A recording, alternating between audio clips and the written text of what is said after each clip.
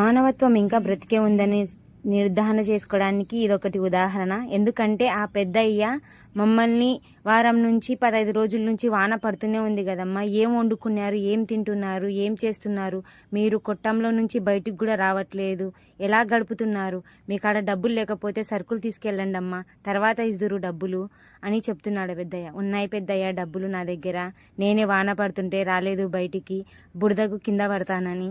ఏం లేదు పెద్దయ్య డబ్బులు ఉన్నాయి మా దగ్గర అన్నా కానీ, లేదమ్మా సరుకులు తీసుకెళ్తుండండి అందరు, మీరు తిని బాగా బలంగా ఉంటే తర్వాత సామాన్లు ఎత్తగలరు, అంతంత పెద్ద పెద్ద సామాన్లు ఎలా ఎత్తుతారు అని ఆ పెద్దయ్య అడిగేదానికి నాకైతే అసలు మానవత్వం ఇంకా ఉంది మనుషులలో అనిపించింది నాకైతే ఫస్ట్ టైము.